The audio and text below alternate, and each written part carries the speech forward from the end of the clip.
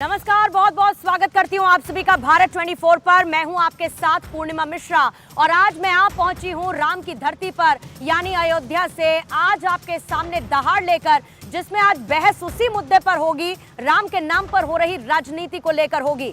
राम मंदिर के प्राण प्रतिष्ठा के कार्यक्रम को महज अब 26 दिन का वक्त बचा है, लेकिन तारीख 22 जनवरी है और एक बार 1949 में जब शुरुआत हुई, पहली बार बाबरी मस्जिद को लेकर हिंदू पक्ष की तरफ से बड़ा दावा पेश किया गया। 74 साल का वक्त बीत चुका है, सुप्रीम कोर्ट की आखिरी मोहर इस पे लग चुकी है। मंडल कमंडल की राजनीति से लेकर सांप्रदायिक दंगे तक इन पूरे 74 सालों में देखे गए, लेकिन आखिरकार सुप्रीम कोर्ट का फैसला आया और उस सुप्रीम फैसले के बाद राम मंदिर का निर्माण लगातार जारी है, जिसकी आज अपनी इन्हीं आंखों से तस्वीरें मैंने देखी। जय श्री राम की गूंज हर तरफ सुनाई दे रही है, लेकिन एक तरफ जहां पर राम मंदिर का निर्माण तेजी से आगे बढ़ रहा है, जो राम भक्त हैं उनका एक 500 सालों का एक लंबा इंतजार खत्म होते हुए नजर आ रहा है। साधु संत खुश हैं, हिंदू धर्म को मानने वाले खुश हैं, लेकिन कुछ ऐसे लोग हैं जो इस पर राजनीति लगातार कर रहे हैं।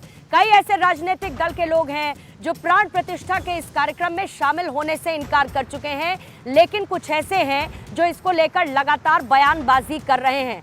मसलन उदाहरण के तौर पर सपा के सांसद शफीकुर रहमान बर्क सुप्रीम कोर्ट के फैसले पर सवाल खड़े कर चुके हैं, तो दूसरी तरफ ओवरसीज कांग्रेस देखने वाले सैम पित्रोदा ने एक तरफ जहां पर इसे महंगाई और बेरोजगारी से जोड़ते हुए केंद्र सरकार पर, प्रधानमंत्री मोदी पर निशाना साधा है।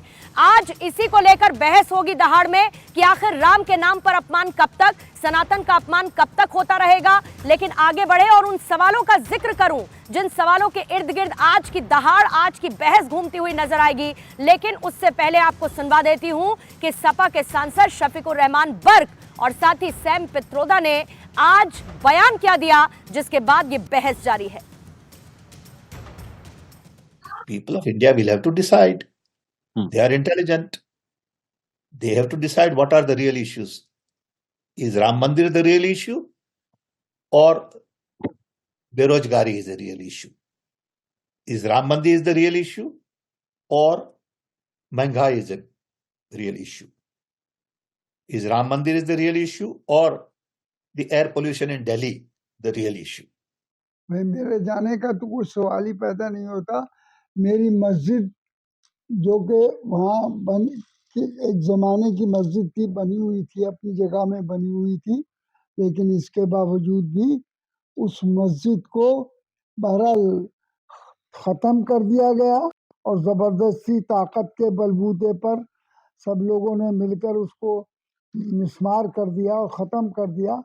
ये उस पर सोने पे सुहागा और ये किया कि मस्जिद हमारी शहीद कर दी और उस जगह मंदिर बनाया जा रहा है। तो ये तो बिल्कुल कानून के खिलाफ है, इंसानियत के खिलाफ है, बहरहाल दुनिया की रिवायात के खिलाफ है। कानून के खिलाफ, इंसानियत के खिलाफ। शफीकुर रहमान बर्क को आपने सुना, सैम पित्रोदा को आपने सुना, लेकिन इसके साथ ही सियासी महकमे में इसके साथ होने लगा है वार पलटवार। आइए जल्दी से सियासी प्रतिक्रिया इस मामले को लेकर वो भी सुनिए। स्वामी प्रसाद मौर्य ने तो रामचरितमानस के बारे में क्या क्या नहीं कहा। तो इनको लगता है कि हिंदुओं को गाली देंगे, हिंदू धर्म को गाली देंगे तो इनको पिछड़ों का वोट मिल जाएगा। तो ये भूल जाते कि वो जमाना चला गया। आज पिछड़े समाज के लोग जितनी राम की पूजा करते हैं, कृष्ण की पूजा करते हैं, उतना शायद अन्य समाज भी नहीं करता होगा। तो इस तरह का बयान देने से उनको आगे आने वाले चुनाव के अंदर भारी राजनीतिक नुकसान का सामना करना पड़ेगा। चीजें अलग है, धर्म तो व्यक्तिगत होता है और जिसको मानना है, जितना भी मानना हो, पूरा गिरुआ वस्त्र धारण करके पूरा रम जाए, इस पर किसी को इतराज क्यों? सबकी अपनी चॉइस है। लेकिन अनएम्प्लॉयमेंट, डेवलपमेंट एक दूसरा तो एक तरफ जहां पर संत समाज जय श्री राम की गूंज के साथ अयोध्या में मौजूद है, 500 वर्षों का ये लंबा इंतजार उनके लिए अब खत्म होने वाला है, क्योंकि 22 तारीख को रामलला की प्राण प्रतिष्ठा होगी। तो दूसरी तरफ ऐसी सियासी बयानबाजियों के साथ संत समाज आक्रोशित नजर आ रहा है। आपको सुनवा देते हैं संत समाज की प्रतिक्रिया इसी बयान पर। कांग्रेस पार्टी के नेता सैम पित्रोदा ने कहा है कि राम मंदिर राष्ट्रीय मुद्दा है और उन्होंने कहा कि उनको यह परेशान करता है। निश्चित रूप से जो असुर प्रकृति के लोग हैं, जो राक्षसी प्रकृति के लोग हैं, जो भारतीय संस्कृति को समाप्त करना चाह रहे थे, उनको जरूर यह परेशान करेगा। पता लग रहा है कि जो राक्षस लोग हैं वो परेशान हो गए हैं, क्योंकि दैवी प्रकृति के लोग जो हैं, जो राम भक्त हैं, वो खुशी मना रहे हैं। पूरे देश में जश्न का माहौल है। बेरोजगारी उनको अभी तक कहाँ बेरोजगारी, 70 साल से तुमको बेरोजगारी नहीं दिखाई दी, आज तुमको 10 साल में बेरोजगारी दिखाने लगी। 70 साल से सबका नाम से लग रहा IAS अधिकारी थे, सारे के सारे लोग जो है नाम से अधिकारी बने हुए थे, सब लाखों रुपए कमा रहे थे।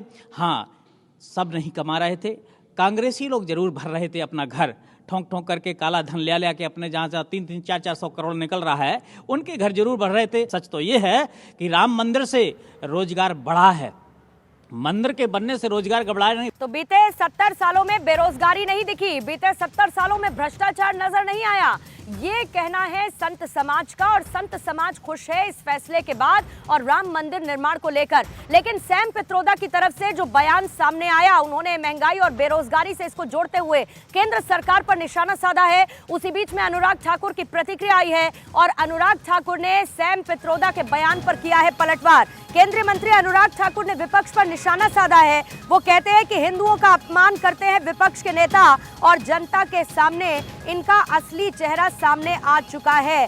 विपक्ष पर हमला बोलते हुए अनुराग ठाकुर ये कहते हैं कि इनके पास कोई काम नहीं हिंदुओं का अपमान करने के अलावा, और इनका असली चेहरा अब जनता के सामने है। सुनिए क्या कह रहे हैं अनुराग ठाकुर।